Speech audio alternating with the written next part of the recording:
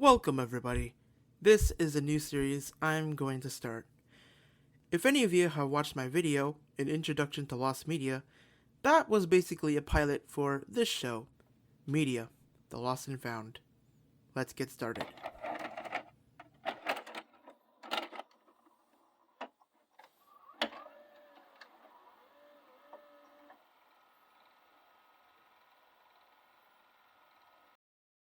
Wolf Tracer Studios, a film studio created by filmmaker Colin Slater, who is most infamous,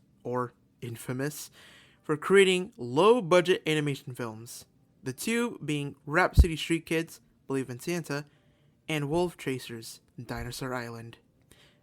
At the end of Believe in Santa, there was a little teaser for a movie called A Bunny's Tale. Not much is known about this project.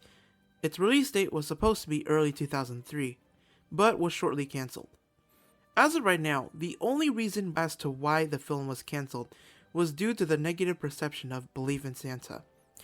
According to a newspaper clip that was found, the plot would revolve around a character named Zeke and his belief in Easter being halted by something. A Bunny's Tale, funnily enough, was advertised as part of the schedule of two different television stations in April 2003.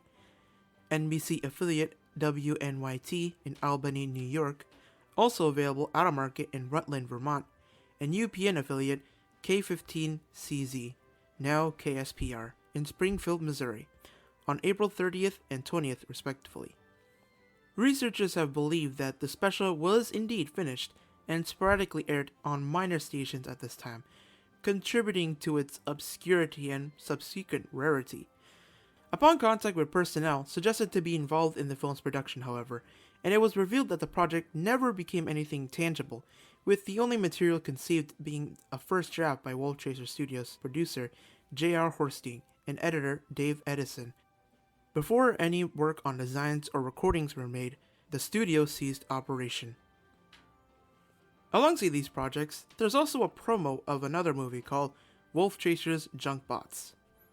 On the YouTube channel AnimeSim, they say that, quote, "This is a promotional video sent to me by J.R. Horstein, a former employee of Wolf Tracer Studios, and the only footage ever made for the cancel project Junk Bots by Wolf Tracer Studios, known for the infamous Rhapsody Street Kids and Dinosaur Island films. The only info I have on it comes from the email JR included with the footage, along with a promo image and some other things he worked on. JR states that it was a presentation for Wolf Tracers I produced and animated to move away from 3D choreographer animation. We actually got lots of interest from distribution, yet we couldn't fund it quickly enough. We got close. Colin was going through a lot at the time. Also, 3D at the time was still expensive with crappy technology and not enough talent available for a small budget, $1.4 million. We could do it now, and we still might. Me and Dave Edison did most of the voices, with some other excellent employees. Funnily enough, as of making this video, 1 month ago, one commenter asked, "Hello, did you contact him about Rhapsody Street Kids, A Bunny's Tale, or Dinosaur Island, The Lost City?" AnimeSimp replies, "Dinosaur Island 2 is finished, from what I'm aware, and he told me that A Bunny's Tale was never actually put into the production." So yeah, Dinosaur Island 2 was supposed to be a thing. Another channel, 677 Clue 33 Dirt Knee, what a name, uploaded on July 8th, 2008, a little highlight reel of fun and majesty, yes, I suppose, of Wolf Tracers. The description reads, "Too bad the studio went away. It made the best animation that ever existed. All praise to Xenu." In this highlight reel, we see little demos of Rhapsody Street Kids, Believe in Santa, and Dinosaur Island. A lot of them are pretty primitive looking. But why? What makes these two movies look so terrible? What program was used? Well, as stated by JR, quote, "to move away from 3D choreographer animation." 3D choreographer. What is this? 3D Choreographer was a 3D animation tool created in 1992 by the company Animated Communications, Inc., which was designed to be an animation program for non-artists. Think the program Paint, but for 3D and for us amateurs to use. Before this program was found, yeah really, lost media within lost media, that's a thing. Multiple versions of 3D Choreographer are known to exist, and were available to be purchased either through Animated Communications website or from various licensed vendors. None of these versions, however, had been backed up online, and thus it was considered lost for a while. Until last year, July 26, 2021, Reddit user idiotic_bastard announced in a thread on the r/lost media subreddit that they found the full version of 3D Choreographer from 1996. Later, on August 21st, 2021, user Jacob Lenstar retrieved a copy of the software from 2004 directly from Jeffrey Friedman, the creator of 3D Choreographer. So, what else? What else can I talk about in this video? Well, as I was researching to make this little video, I stumbled upon a video from Luni Loyaiza. I hope I'm pronouncing that right. Quote, "Okay guys, a friend of mine made an extremely interesting discovery. Well, the models in the film actually had to be created by the company who made the software, as Wolf Tracer was unable to make models that actually looked like the concept art as seen in the demo reels. God, these early models look even uglier than the final. So of course, this means the Rhapsody models weren't included with 3D Choreographer, right? Well, kinda. As in the most recent version of the software, 3.5, it actually includes modified versions of the Rhapsody models. Only the main kits, however, so no grandma. RIP. So, me and him decided to do our best to restore them to their former quote-unquote glory, and this was what we were able to do. And if we look, sure enough, these are the models used in the film. Of course, they're not 100% the same, but they're close enough. Currently, we are on the search to find more models, and also corrected versions of the already found models, like Smithy with a scarf, and Zeke and Tug with correct hair. If you'd like to help them, a Discord server named the Rhapsody Assets Preservation Server, the RAPS, I see what you did there, clever. I'll put a link down below. I actually came into the server a while back to see if anyone had any more information.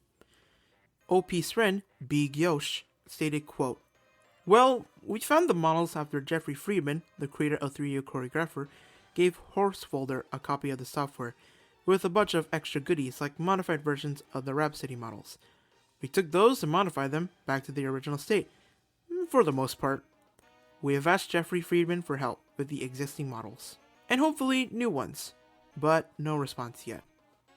As of right now, not much information or new discoveries have been made. The only other thing worth noting is that a soundtrack for this album exists. Uploaded by Time Mime on January 20th, 2022, they uploaded the whole soundtrack. I'll also link that down below so you all can hear the soundtrack. It's a good soundtrack considering what film we're talking about. And finally, let's end with a little story from the producer's daughter, Kennedy Rose. Quote, "Story time! So, way back in 2002, my dad teamed up with his friend and they started a production company called J. Rose Productions. They had this great idea for a Christmas movie, a tale about how the gifts come from the heart. It was gonna be a huge hit. They got some great voice actors, Jodie Benson, Ariel in The Little Mermaid, Paige O'Hara, Belle in Beauty and the Beast, and Mark Hamill. If you don't know who Mark Hamill is, he was Luke motherfucking Skywalker. So then they got some animators on board, a guy with a company called Wolf Tracer. Seemed legit. Here's the concept art for the animation. Looks pretty good, right? Wrong! The animation was absolutely horrible! Everybody looked like a sex doll. My dad, however, was totally unaware of everything that was going on. He didn't check on production at all. He only saw it when it aired. On a fateful Christmas in 2002, it premiered on a bunch of stations that Warner Brothers owned. Warner Brothers approved of this and let it go on TV. Barely anybody watched it. It only aired once, but when you saw it, oh god, you saw it. You could not see the terrible animation. You could not unhear the awful raps and whiny songs. Children screamed, parents wept. And let us not forget Grandma. Oh, see, for the kids nowadays. Oh, God, Grandma! Here is the infamous Grandma. I have the script for this movie. She was actually supposed to be saying words. You just got to go for it. Oh, see, for the what is now? Christmas. Oh. So my dad dumped about $500,000 into this steaming shit pile of a movie for it to air once and never be heard of again. All the copies of the movie were lost. We could only find demo reels on VHS until it resurfaced on YouTube in 2015. And now we have the most beautiful Christmas story of all time. Rhapsody Street Kids Believe in Santa. Fun fact 1. Whitney Houston allegedly recorded a soundtrack for this movie, yet to be found. Fun fact 2. There was a sequel scheduled to air in the spring of 2003, Rhapsody Street Kids, A Bunny's Tale. This movie was my dad's biggest disappointment. Besides me, of course. All tweets from Kennedy Rose were from June 13th, 2016, and have been archived on archive.org since. I want to thank you all for watching this little video of mine. Have yourselves a new year. Bye!